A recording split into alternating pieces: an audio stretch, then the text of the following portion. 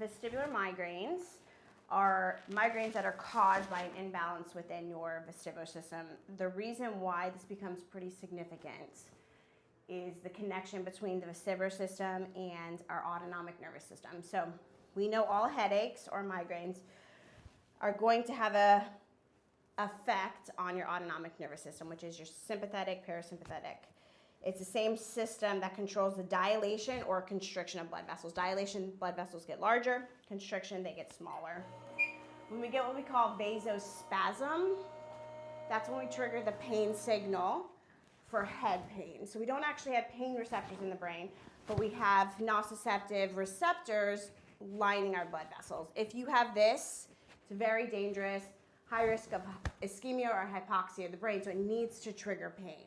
So that doesn't mean that when you have a headache or migraine, you're getting ischemia. Sometimes it does mean that.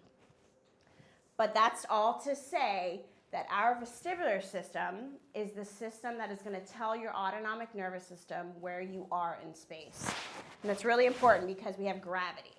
If I'm bending forward, I have a very different demand on my blood pressure and heart rate versus if I stand up in gravity and I stand up upright. Because the second I stand up in gravity, blood is going to pull down to my feet. So I have to have a system that can say, hey, she's translating upward.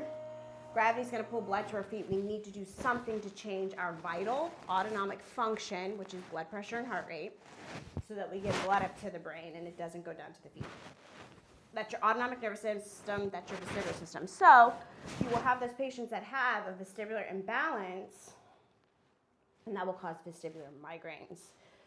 So those are the ones that come in, and they typically, when they have the migraine episode, they have either a spinny dizziness sensation, or they have a rocky, bobby, swaying, disequilibrium, unstable when they're walking, they're reaching out to walls, very cautious gait, wider base, slow, short stepping so they don't fall.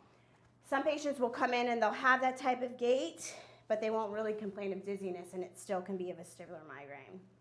So typically on the simplest form, or simplest explanation, vestibular migraine is that connection between a vestibular imbalance and your autonomic nervous system that causes the episodes of migraines.